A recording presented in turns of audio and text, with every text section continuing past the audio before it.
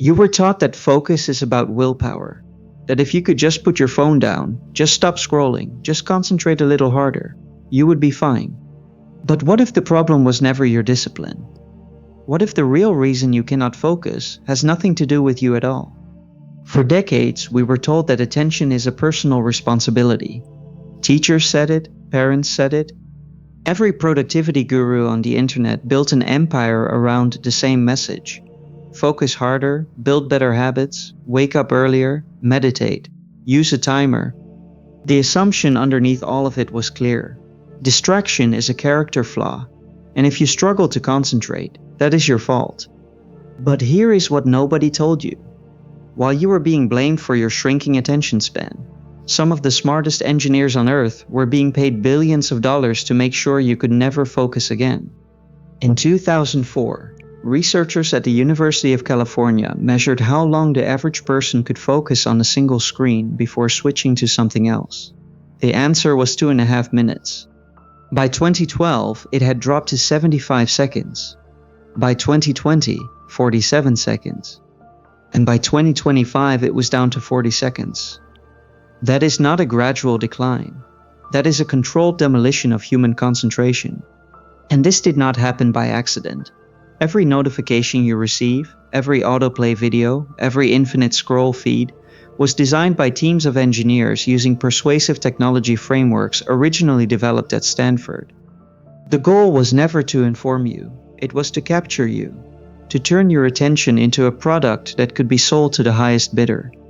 Think about what that means. You are not the customer of these platforms, you are the inventory. Your attention is being auctioned off in real time, millions of times per day, to advertisers who want a piece of your consciousness. And the platforms that sell it have every incentive to make sure you never learn how to take it back.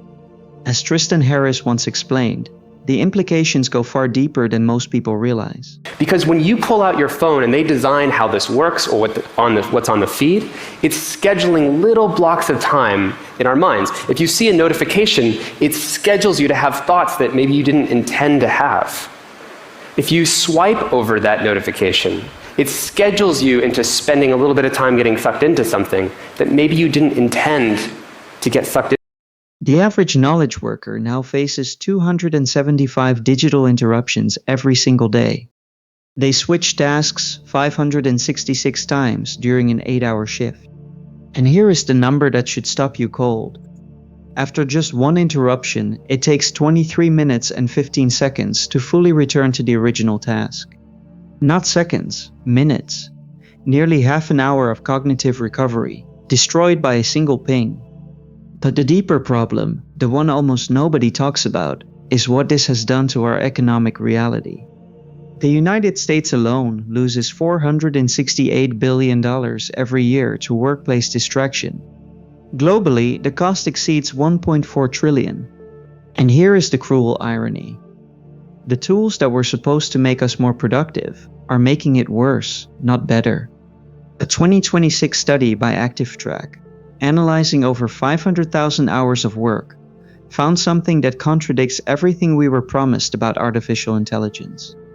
After adopting AI tools, workers did not save time. Time spent on email doubled. Messaging activity increased by 145%. And deep focus work, the kind that actually produces breakthroughs, fell by 9%. The data, as the researchers wrote, was unambiguous. AI does not reduce workloads. So we were sold a story. Technology will free you up to think deeper.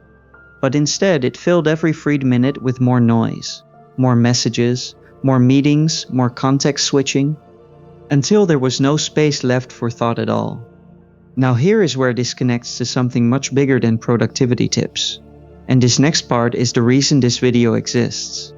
As Cal Newport has argued, the reason so few people can focus deeply goes beyond mere habits. Have some boredom in your regular schedule, or your mind is going to form a Pavlovian connection between as soon as I feel boredom, I get stimuli. And once it forms that connection, it's never going to tolerate deep work. So there's this very pragmatic treatment of boredom of your mind better be used to the idea that sometimes you don't get stimuli because otherwise you can't write for 3 hours. The logic is simple, and it is devastating. Artificial intelligence can now do almost anything that requires surface-level thinking. It can draft emails, summarize reports, write code, generate marketing copy. The shallow work that used to fill most people's days is rapidly being automated, which means the only work that remains uniquely valuable is deep work, the kind that requires sustained concentration, creative synthesis, and original thought. The kind that almost nobody can do anymore. Because the average person in 2026 cannot focus for more than 43 seconds. Think about that. The single most valuable skill in the economy is the one that has been systematically trained out of you since childhood. Researchers at the University of Science and Technology of China found that watching short-form video before a cognitive task reduced reading attention scores by 31%, with effects lasting up to 45 minutes. Another study found that heavy short video users showed measurably lower brain activity in the frontal lobe, the region responsible for executive control and decision-making. This is not metaphorical. Screens are physically restructuring how your brain processes information. And the damage compounds. Every time you break focus to check a notification, you are not just losing those few seconds. You are training your brain to expect interruption. You are reinforcing the neural pathways that make sustained attention harder and harder over time. The more you context switch, the worse you get at resisting context switches. It is a feedback loop, and it was designed to accelerate. So here is what needs to be unlearned. The belief that distraction is your fault. The belief that you just need more discipline, better habits, or a new productivity app. That framing keeps you stuck in a cycle of self-blame, while the actual architecture of your environment remains unchanged. Distraction is not a personal failure. It is an engineering outcome. Your attention was not lost. It was taken. And here is what to install in its place. Focus is not a personality trait. It is an environment design problem. The people who can concentrate deeply in 2026 are not superhuman. They are not monks. They are people who have deliberately restructured their environment to make deep focus the default, not the exception. That means designing your workspace so that the path of least resistance leads to concentration, not distraction. Removing notifications entirely, not because you are disciplined enough to ignore them, but because the research proves no one is. Treating your phone not as a tool you control, but as a machine that was engineered to control you, and building physical distance between yourself and it during working hours.